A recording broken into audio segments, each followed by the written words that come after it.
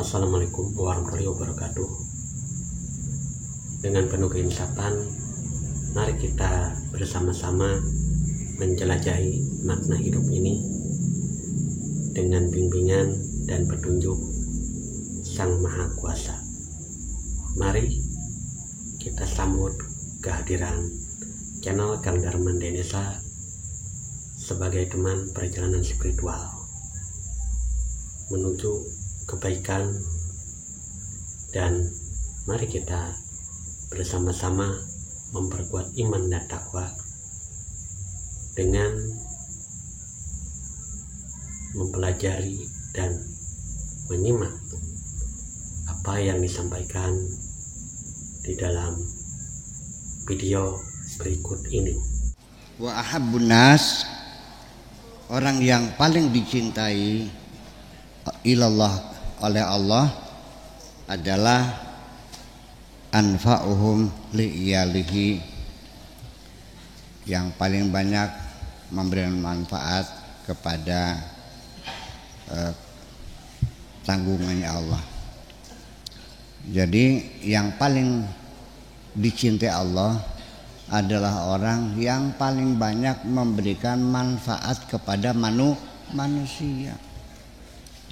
Ini boro-boro memberi manfaat, mencelakakan manusia. Dari mana awalnya ingin menjadi kekasih Allah, mencelakakan manusia, ngebom masjid, bunuh diri sehingga korbannya pada mati, pasar dibom. Apakah itu kekasih Allah? Kalau ingin dicintai Allah, ya cobalah memberikan manfaat kepada sesama umat manusia. Bukan orang yang warna kulitnya sama dengan kulit kamu, bukan orang yang hidungnya sempung gaya kamu, bukan orang yang seagama dengan kamu. Namanya manusia yang seperti kamu itu, semuanya kemanfaatkan. Nah ini nggak tahu saya dari mana datangnya ajaran eksklusivisme dalam Islam, seolah-olah hanya orang Islam yang dibantu, yang lainnya mati masa bodoh, begitu. Dari mana?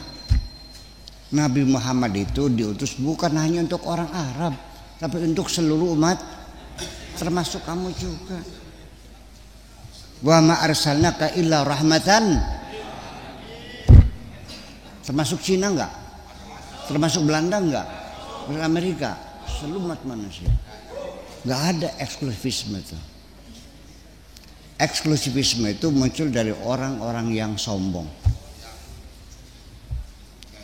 Oke.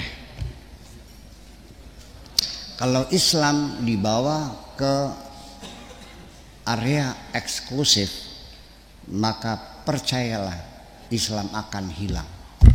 Apa saja eksklusif tidak mungkin berkembang, betul nggak? Ya gitu aja. Kalau pengen gulung tikar ya mangga, teruskan eksklusivismenya. Iya.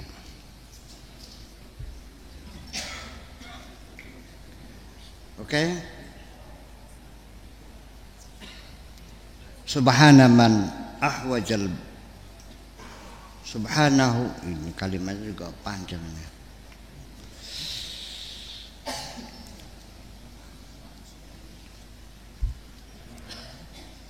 Maksudnya subhana man ahwajal ba'da ila ba'din. Artinya Maha suci Allah.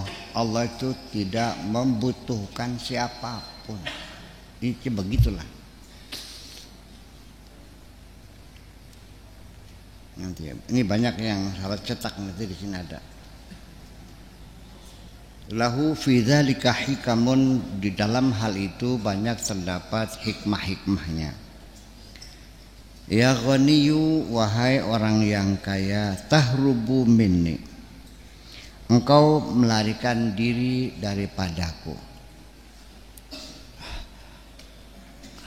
Allah mengatakan begitu, bukan aku butuh kepada bantuanmu untuk ngasih makan anak-anakku, makhlukku, tidak. Kan gitu.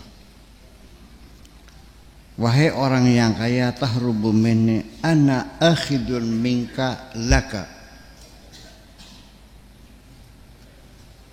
wahai orang kaya, engkau melarikan daripada aku.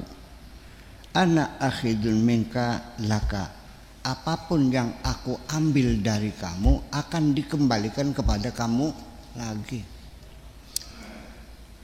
Uang yang kau belanjakan untuk beli ini akan dikembalikan untuk fasilitas yang nanti engkau juga yang menikmatinya. Paham nggak? Dikasih seperti itu.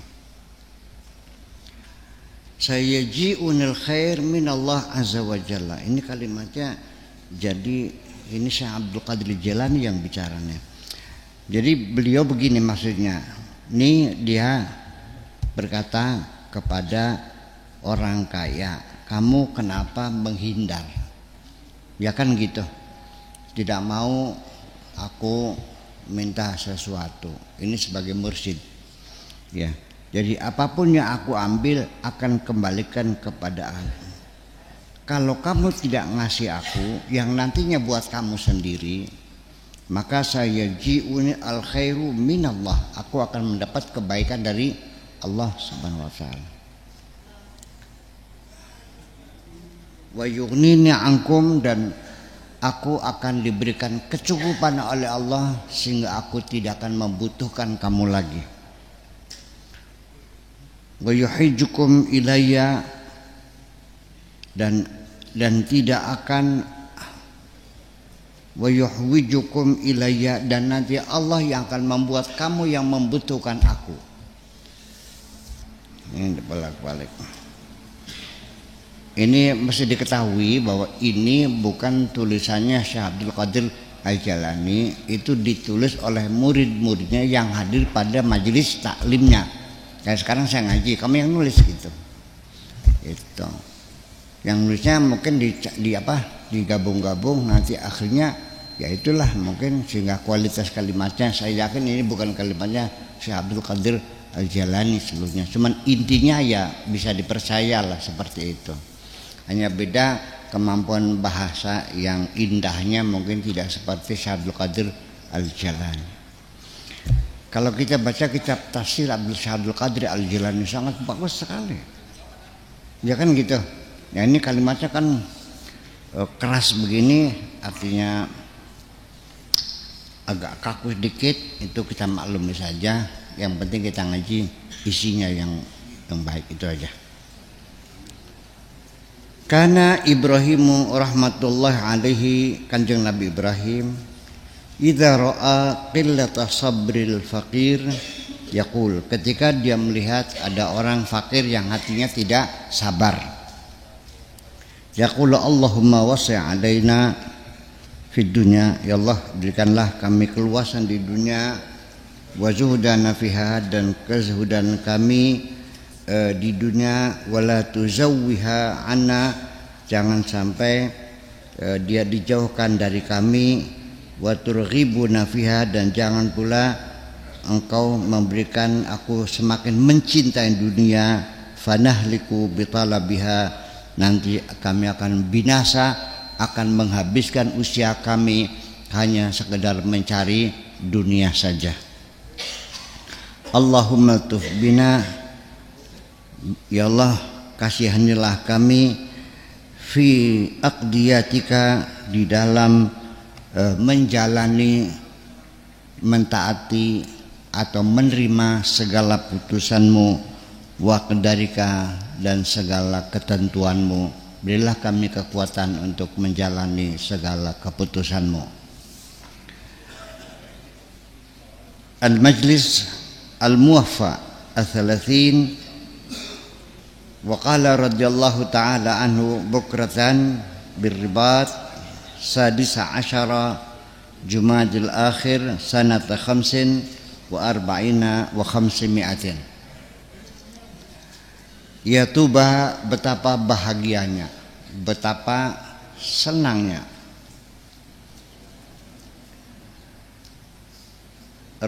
liman i'tarafa lillahi azza wa jalla bi ni'amihi, betapa bahagianya orang yang mengakui mendapatkan kenikmatan-kenikmatan dari Allah.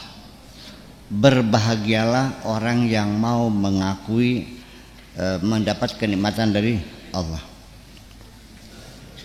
Wa adhafal kulla ilaih, dan semua apa saja yang dia dapatkan dari rezeki ini semuanya dia katakan ini dari Allah. Dapat duit dari Allah, dapat rumah Allah, dapat jodoh dijodohkan oleh Allah, dapat pekerjaan dikasih pekerjaan oleh Allah, disembuhkan dari penyakit disembuhkan oleh Allah. Alladzi yut'imuni wa yusqin wa idza maridtu fahuwa yashfin. Yang ngasih makan aku adalah Allah, yang ngasih minum aku adalah Allah, ketika aku sakit menyembuhkan adalah Allah. Itu wa'dhafal kull ilaih, semuanya dinisbatkan kepada Allah Subhanahu wa ta'ala. Wa'ara nafsahu wa asbabahu wa haulahu wa quwwatahu, dan dia meniadakan ya dirinya sendiri, wa asbabahu, dan segala upayanya, usahanya, kerja kerasnya, tidak pernah mengklaim aku dapat rezeki karena jerih payahku. Tidak pernah mengatakan aku dapat rezeki karena memutar otakku. Ya. Wa asbabahu wa haulahu, dan tidak pernah mengatakan ketika apapun karena ini adalah dari modalku sendiri. Wa quwwatahu, dan dari kekuatanku ini adalah karena kepintaranku, ini adalah karena pengalamanku. Kentut semuanya itu. Semuanya adalah dari Allah Subhanahu itu. Berbahagialah orang yang sudah mampu pengakuan dirinya seperti itu, sehingga tidak pernah orang itu merasakan bangga dengan kemampuannya. Semuanya adalah pemberian dari Allah Subhanahu wa ta'ala. Ini ajaran semacam ini masih belum bisa diterima oleh kebanyakan umat Islam. Tetap mengatakannya ini jerih payahku. Aku berubah karena aku yang merubah. Sampai kiainya bilang kepada santrinya, kamu bisa jadi orang benar gara-gara aku ya, karena aku yang mendidik kamu. Kalau bukan aku mendidik belum tentu kamu jadi orang benar. Pernah dengar begitu nggak? Kari kiainya benar beli.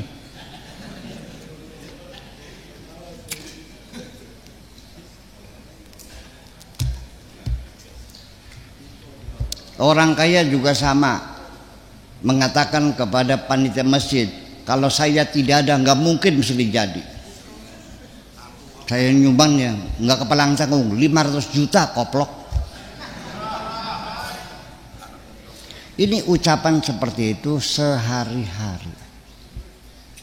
Itu ucapan-ucapan Tuhan semuanya. Mereka tidak mengatakan Tuhan, tapi ucapannya kayak ucapan Tuhan. Ya betul, melebihi.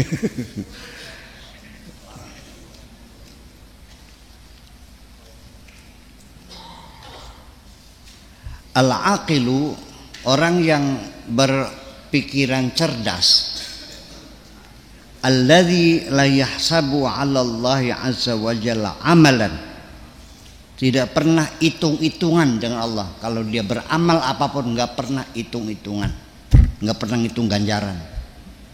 Baru-baru ganjaran diterima aja untung. Iya. Kalau ditolak gimana? Sakit ya. Nggak pernah hitung-hitungan. Udah mulai hari ini udah jangan pernah ngitung ganjaran. Orang kalau semakin banyak ngitung ganjaran semakin goblok otaknya.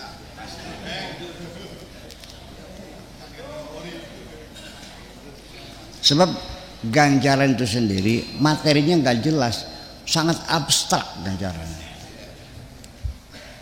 dan tidak bisa dimengerti. Tapi kalau langsung sorga mungkin bisa lebih jelas.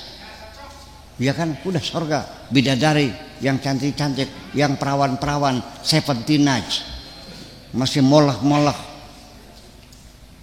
masih murni, yang tidak pernah disentuh oleh jin dan manusia, perawan ting-ting semuanya, masih jelas itu daripada ganjaran mah. Betul nggak? Ya betul aja.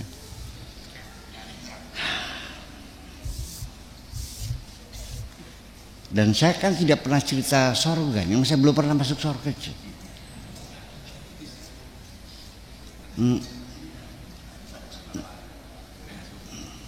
Saya belum pernah masuk surga, entah masuk tak enggak nih. Apa pasti udah masuk? Enggak dong. Surganya siapa lagi? Wala yatlubu minhu jazaan, dan tidak pernah menuntut pahala, menuntut bayaran, menuntut upah. Bekerja saja. Fi jami'il ahwal, dalam segala hal, baik sembayangnya, baik puasanya, baik sodakohnya, baik apapun yang dilakukan untuk kepentingan umat, semua tidak pernah minta imbalan apapun.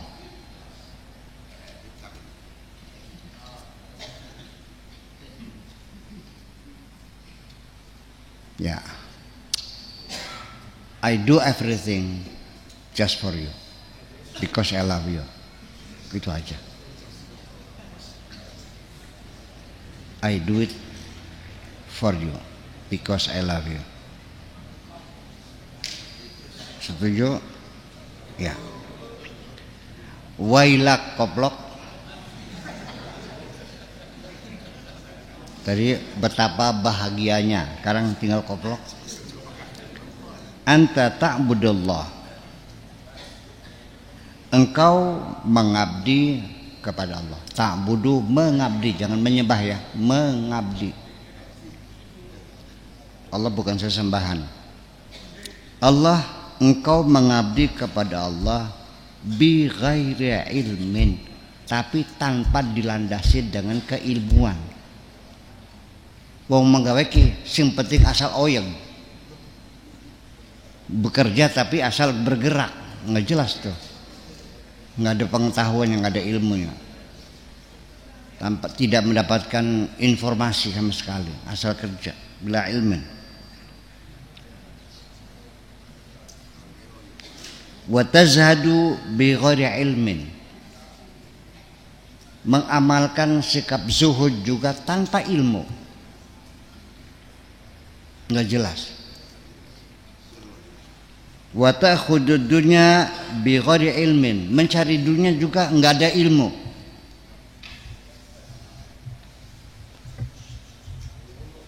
Dagangan geblog hanya laku 2, satu harganya 500 perak.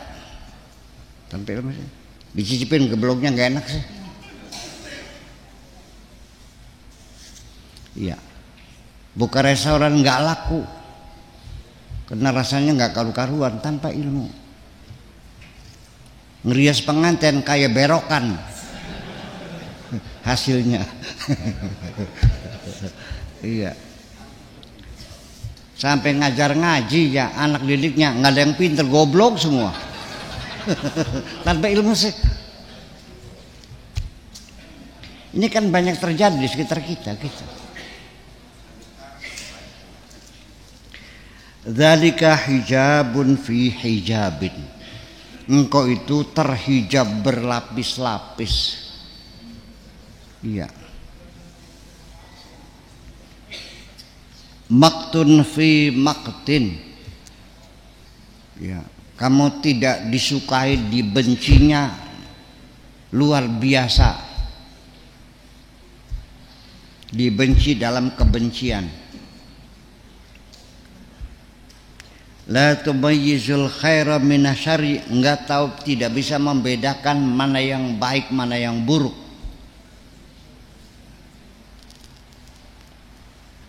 La tufarriqu baina ma huwa laka wa ma huwa 'alaika, tidak mana hakmu dan mana kewajibanmu.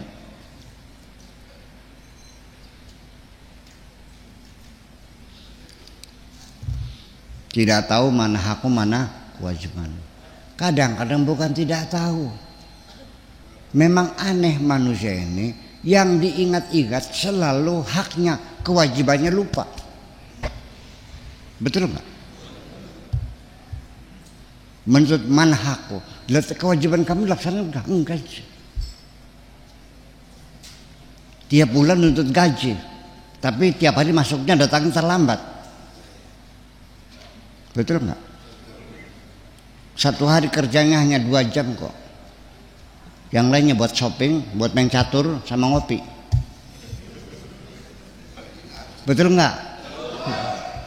Saja mungkir.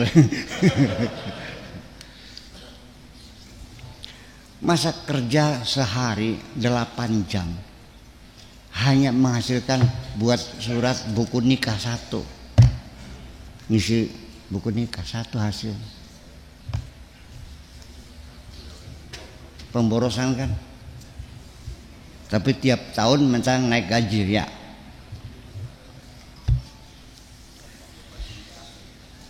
Ya. Ma ta'rifu sadiqaka min aduwika. Juga engkau tidak bisa membedakan, tidak tahu mana temanmu, mana musuhmu. Yang temanmu kau musuh, yang musuhmu kau sayangi. Sehari-hari begini. Pengikut yang setia kau sia-siakan, orang munafik yang kamu ikuti. Sehari-hari. Kita selalu salah paham terus. Ini ngomong realita ini.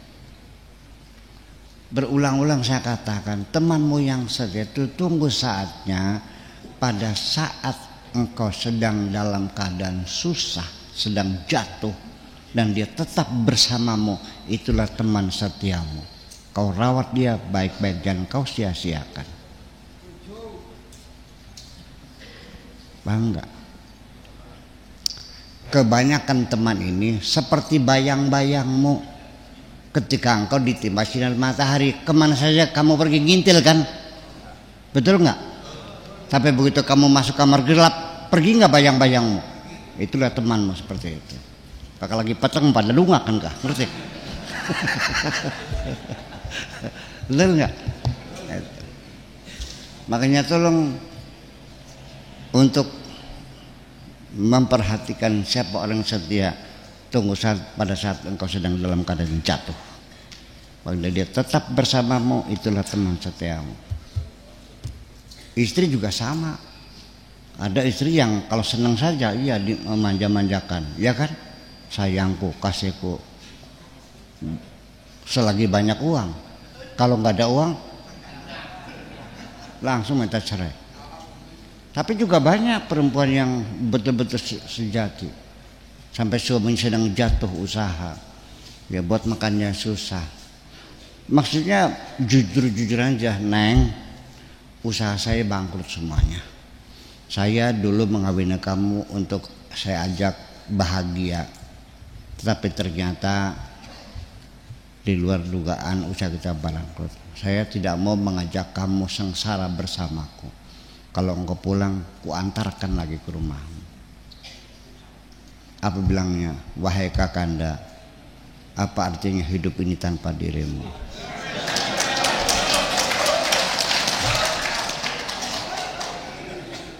Aku akan selalu di sampingmu, sekalipun di bawah jembatan sekalipun. Malah justru istilah semacam ini membangkitkan semangat yang luar biasa. Masih ada nggak perempuan yang begitu? Ada masih? Ada, masih ada. Ada. Percaya ada. Ada. Ada, masih ada. Ya itulah membedakan saudara dengan teman. Mana yang setia? Belum tentu saudara sendiri. Bapak mati bertengkar dapat warisan. Malah teman kamu yang membantu kamu segala-galanya. Kadang-kadang belum pernah kamu kenal dulu kok, betul nggak? Baru ketemu sekali langsung dia bantu, itulah persoalannya. Itu. Jadi ini kita tidak sadar, ini kita jadi goblok.